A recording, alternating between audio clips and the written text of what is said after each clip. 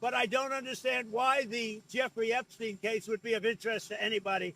It's pretty boring stuff. It's sordid, but it's boring. And I don't understand why it keeps going.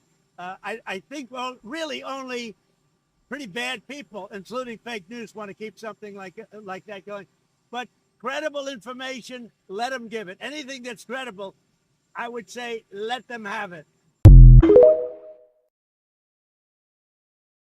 Here's how your career will be affected if the Trump administration successfully dismantles the Department of Education. Unfortunately, today, the Supreme Court pretty much paved the way for that to happen. Without the Department of Education, there's no federal protections for equal access to education. That means opportunities will depend entirely on where you live, not your talent, not hard work or merits, but your zip code. So let's talk about how this affects your careers, different industries, and the next generation future in this country. Number one, talent pipelines would be weaker in poorer or rural states, which means where you were educated would matter even more for career prospects. Employers will most likely start to favor applicants from certain states or institutions known for higher education. Number two, without federally backed student loans, Pell Grants, or student loan forgiveness program, fewer people would be able to afford college or higher education, which means there could be an increase in workforce shortages, and certain careers such as law, medicine, STEM could see fewer qualified candidates, especially from marginalized backgrounds. Number three, there will be a disruption in education-related careers. Entire career sectors surrounding education policy, administration, and compliance would shrink or disappear altogether. Number four, we would see increased privatization of education, with fields like EdTech, online learning, or vocational training might grow as states or private companies step in to fill the gaps. And number five, career growth could be geographically restricted. If education credentials vastly differ from state to state, then moving to a new state would mean having to retrain or re-credential to meet the standards of the state that you now live in. Certifications might not be recognized across state lines.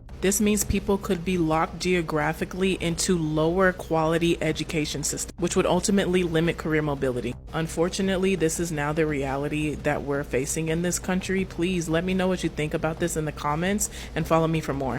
Hey guys, how you all doing? Welcome back again to this channel, and thank you so much for clicking to watch this video. So guys, today's episode we are going to be checking out this video which I was able to gather from my FYP.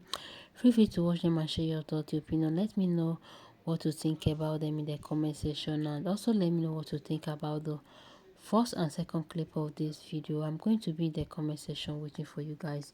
So no further talking, let's dive into them and check them out, and I will be coming back with more commentaries. We have big news right now. Donald Trump is now saying that he was, quote, surprised that Jerome Powell was appointed the chairman of the Federal Reserve. Here's the issue. Donald Trump was the one who appointed him. And this is raising new questions of possible mental acuity issues of the president, who is the oldest president of United States history. He was asked in the Oval Office today about rumors that he may fire Jerome Powell, and he said that he was surprised he was appointed, even though Trump was the one who appointed Jerome Powell back in his first term back in 2017. Powell's term ends in 2026. The President of the United States cannot legally fire the chairman of the Federal Reserve, which is an independent entity, independent of the executive branch. And Trump now seemingly forgets that he was the one who appointed Jerome Powell back in 2017. Serious questions are floating right now on Capitol Hill and in the White House. Spread the word. I'll do a full breakdown on my Substack, linked in bio, so subscribe for free and follow along for all the news you need to know about. You know what? I hate to say it, and I hope it don't go this fucking way, but we're going to have to rebel. And when I say rebel, I'm talking about rebelling strategically. This is the type of shit that you do when you see that corporations and people with money are greedy and they just want to shit on the public. That's when you go into these businesses and you just wreak havoc. That's when you accidentally type a zero in someone's account. That's when you accidentally delete a loan. That's when you accidentally leave a piece of paper out that you ain't supposed to leave out. You know what I'm saying? That's when you accidentally leak something to the news that you wasn't supposed to leak to the news. Now, if the American people really wanted to shut these businesses down that's doing all of this bullshit, all they have to do is wake the fuck up and start doing what they're doing and stop caring about these businesses and start caring about our motherfucking selves. That's the thing that they don't want you to do. They want you to be so fucking brainwashed and tuned into their fucking businesses so that they can use you up and pay you less, so that you can die without shit in your pocket, so that you can give them all of your millions and they can control all the motherfucking resources. Well, what happens when the American people say, fuck you? We not doing it. And they start turning your shit upside down. And your stock price start plummeting. And you start getting sued for illegal shit that you're doing. What if whistleblowers just start popping up all over the motherfucking world? What if these people who were federal agents who were working for the government, all of these top leaders and officials that got fired by the Trump administration all came together and started dishing out information to the American public? What if things just started dropping out of thin fucking air that started ruining this whole motherfucking administration? What if that just started to happen?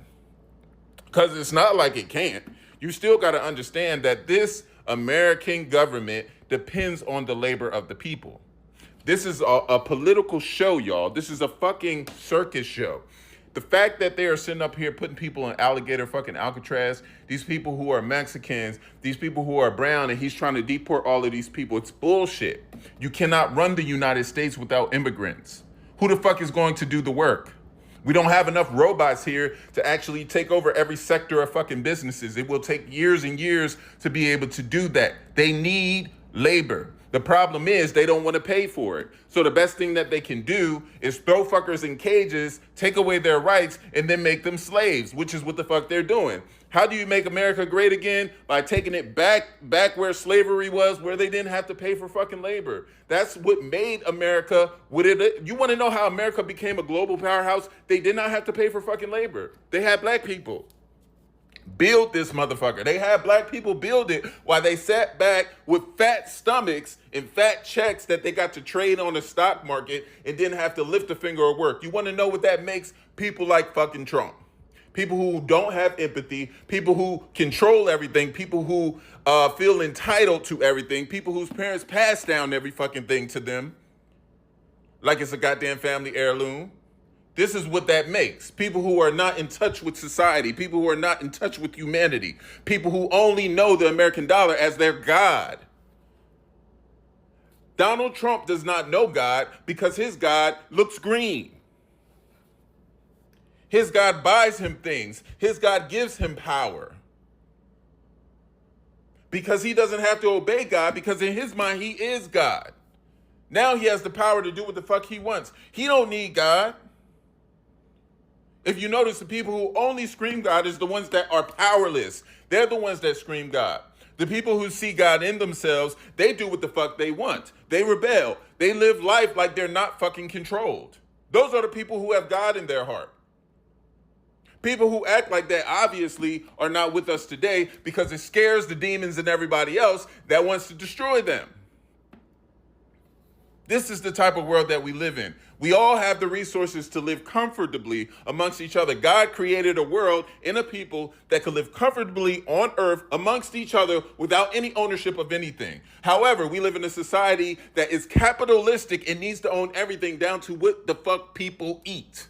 I just learned the other day that the seeds that were in food before are not in there anymore simply because when they ship food over or they import food from America, America wants to control the seed. They don't want people taking the food and planting the food for themselves so that they no longer have to depend on the seed as an import from America. That way, capitalism can control food around the motherfucking world. In Africa, Africa is dependent on the food from other nations. They can't even grow their own food without being sued by fucking corporations around the world. They own the food that Africans eat. That's the reason why Africa has such a hard time being self-sufficient. People who have went in and colonized that land have never let go of that land grab. You want to know why people are rebelling and doing the shit that they're doing over there? Is because they're tired of being controlled and not being able to live. The only thing that these people have been seeing is torture and death around them 24/7. If they have not lived in it themselves, they hear about it every fucking day. And we are the remnants of those people. And we're here in the United States being treated as such. Even though y'all have given us a little bit of line with some motherfucking rights, y'all are taking that little bit of line back. We have somehow survived until now with the little bit of freedom that you have given us. But even that is a threat to you. This shit makes absolutely no fucking sense. This is the world that we live in right now.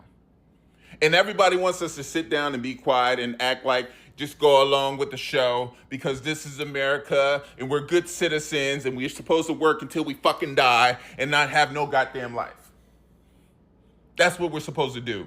Make America great again by putting everybody back to work. Meanwhile, you're bringing in machines, replacing them with workers, replacing workers with fucking machines at Amazon and all of these other tech firms. But you're lying to the American people like we're going to be put back to work. No, we're going to be either put the fuck out if we don't own one of these businesses that can house fucking machines, or we're going to die from some bullshit that you deregulated. Let's just keep it fucking real. Keep speaking out. Keep doing you. Keep spreading the fucking word because it's fucking needed.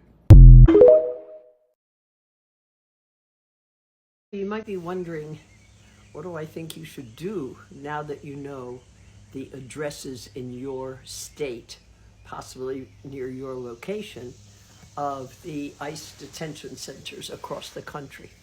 If you haven't seen that list, go 2 posts ago to a post that has the logo of the Homeland Security on it, and you will find the list of ICE detention centers nationwide.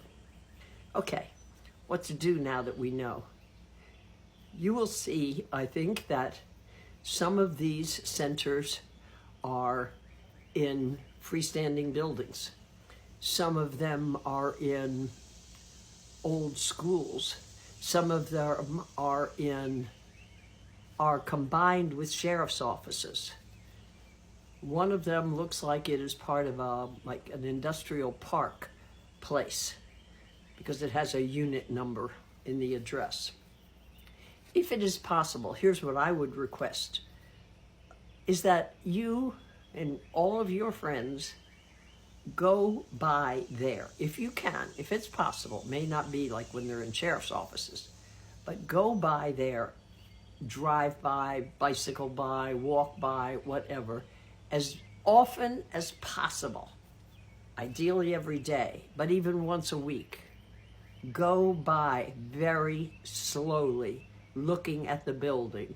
If you can, doing video of the building as you pass by. Why? I want them to know there are eyes on them. They've been operating in secret. They've been operating where we don't even know they're there. I want them to be eyes on them. If you think something is going on in there, like holding prisoners in there, then I want you to contact whoever you can contact. Newspaper, television, not the sheriff, they won't care. Your local police department, your city commissioners or congresspeople, and tell them there is something going on in that building. That's all I know to do right now with this list. Expose them as much as possible to the light of day. Watch who goes in and out. Take pictures if you can of who goes in and out. Take pictures of license plates if you can. When I say if you can, I know you have the ability. I mean safely. I don't want any of you to get into problems. So that's it. That's what I think you can do. Let me know how it goes. Now that the eyes are everywhere detaining people, deporting people, I'm sure that the MAGA's will has been fulfilled, because this has been their major problem.